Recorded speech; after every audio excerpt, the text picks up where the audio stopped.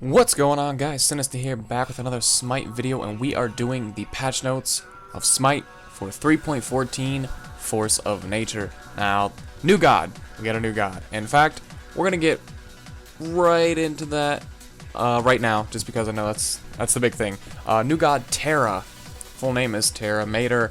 Her passive is called Standing Stones. Well, I'm jumping into it. I'm too excited. She's a guardian.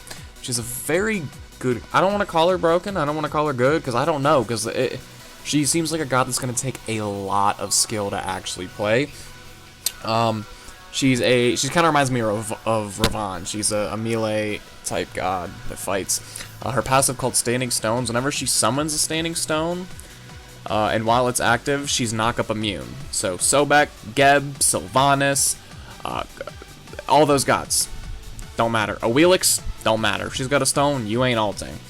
And she also gets a slow on her basic attacks, so it's basically a built-in frostbound when she has a Standing Stone active. And she can also shatter the stone to keep the passive going. So basically, what that is I'll go into her 2 first. Her 2 is called Crushing Earth. She summons 2 standing stones that are parallel to each other, and that'll of course activate her passive. And there's a field in between the 2 stones that slow enemies, and she can trigger it, much like Scylla's Crush, to smash the stones together and damage enemies who are inside of the path. So it's a good, kind of like a Mirror's Wall. It's a good block off lanes. If someone's coming through, you can cast it there. It's going to stop them from coming in because it slows, and you can damage them.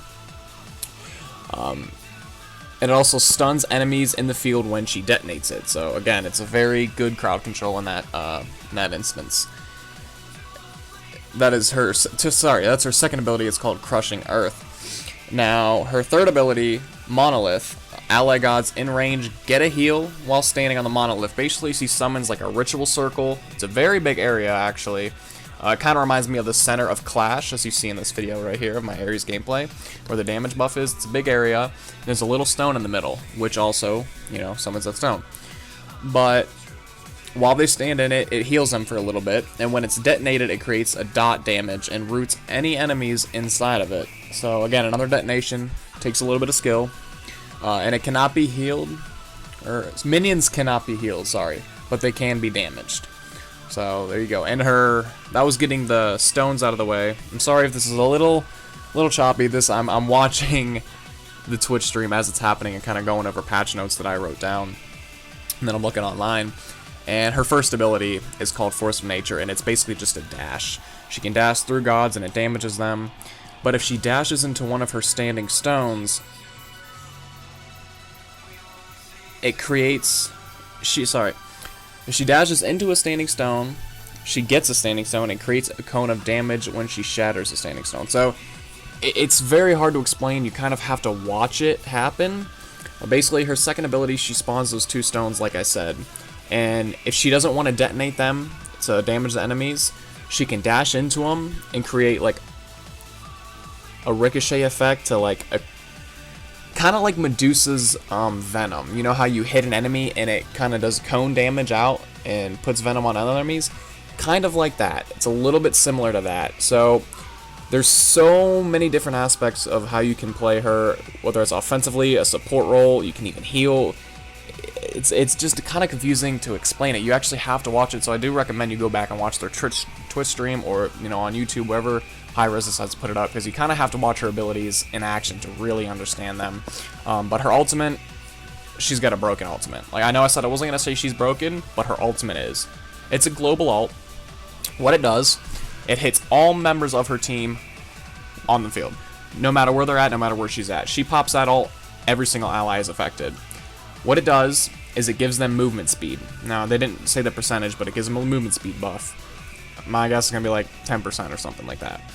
And all of her allies' abilities cost 0 mana for 10 seconds. So 10 seconds, basically 10 seconds of sprint and 10 seconds of like unlimited meditation. Like, it's crazy.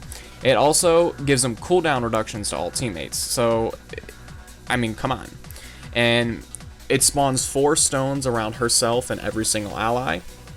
And each time they take damage, they get healed for 4 times. So let's say you're supporting and your solo laner's like, I'm getting ganked, I need help. You pop your ult, It's gonna give them movement speed so they can run away, give them unlimited mana so they can spam their abilities, give them cooldown reduction so they can spam their abilities and get out of the fight or stay in the fight. But it's also gonna put a little shield around them for 4 hits that heals them. I mean, it's crazy. It's a phenomenal alt.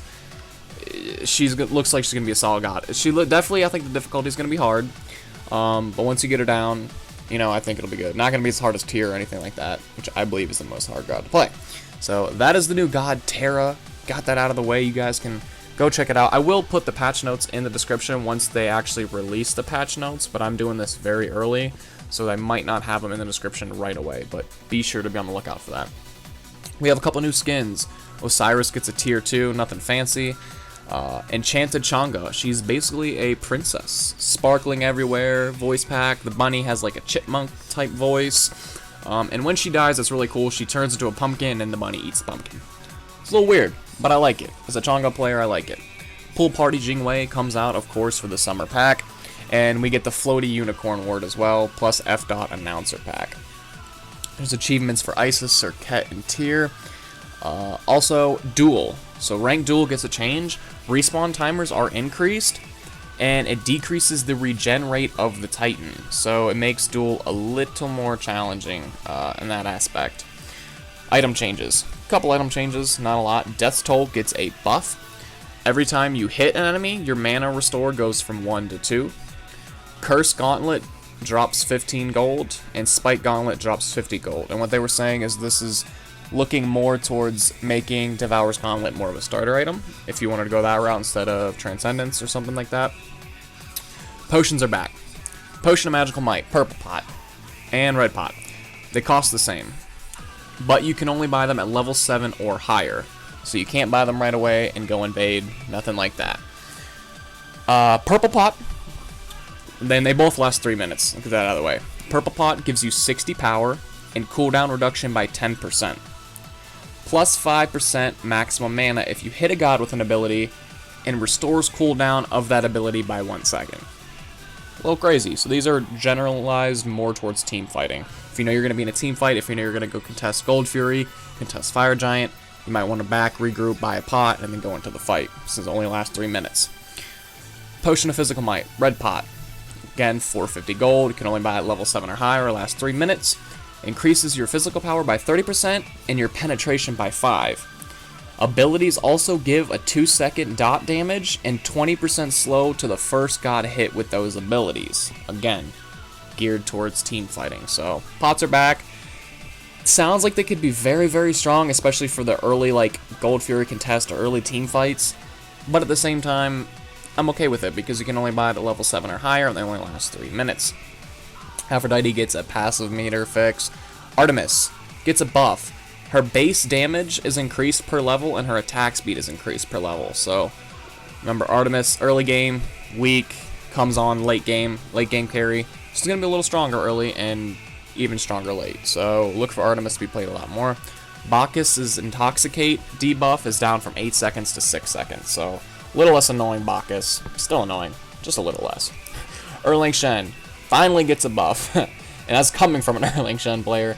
His ult base heal is reduced, and the scaling is reduced, and the visual and audio effects are more clear. So like before, it was hard to see when he popped his ult because he just had this little emblem around him, his body, that was hard to see. You couldn't really hear it. They made that a lot more clear and visible. They didn't show that in action, but hopefully we'll get to see what it is in the PTS. Fafnir, his 1 now applies to slow at rank 5. Apparently there was a bug where it didn't, so that was fixed. Hercules gets a buff. Sorry if you just heard my phone go off. Hercules gets a buff. His Earthbreaker damage is increased a decent amount. Jingwei gets a buff as well. Nothing much damage, but it makes her a little more reliant. Her Explosive Bolt's mana cost is reduced. Her agility cast time is now instant. So before, I think it was 0.2 seconds. Now, as soon as you hit it, you dash. Not going to be much difference because it's 0.2 seconds, but again, they wanted to make it... They didn't want to just mess around with damage and stuff. They just wanted to make her a little more reliable and safer to use, where they didn't have that casting time issue. And again, that comes back with her ult because the casting time on her ult is reduced. I think it's from 1 second to 0.7 seconds, but I'm not quite sure. Naja updated a passive meter to now include a combat timer. So instead, if you don't want to look at your bar right above your health bar to see when the timer is about to run out for your passive, your little lotus flowers will now slowly go down as it's about to run out. So you can see that.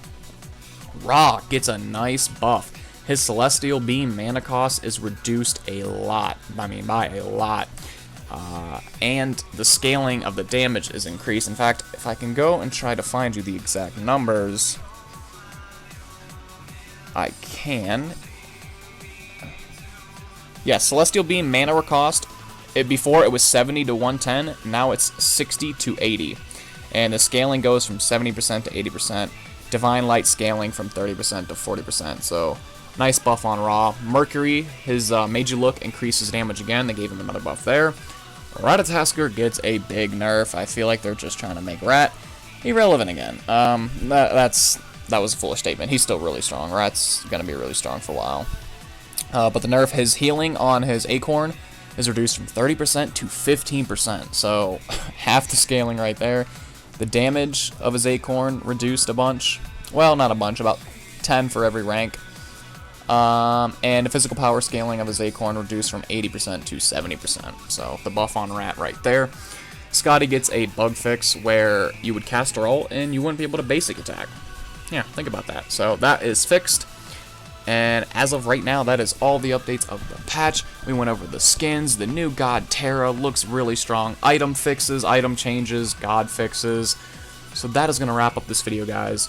If you enjoyed it, be sure to hit the subscribe button for more patch updates. I hope to do a video on the patches every single time they come out. I know I missed the last one because I completely forgot that there was a patch coming out. So subscribe if you want to see more like this. I try to do them like very, very soon. I try to get the first video out, first one on YouTube, so you guys can get it within 10 to 20 minutes of the patch notes actually being out. Like I said, they don't even have the patch notes released on their website yet, but I will put those in the description once they are out.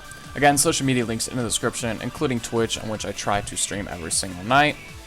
One more thing, the tier 5 skin they announced will be Janus, so send in your ideas for the tier 5 Janus. As a Janus player, I love this. Can't wait for him to get his tier 5 skin. As always, guys, thank you so much for the support, and I'll see you again soon.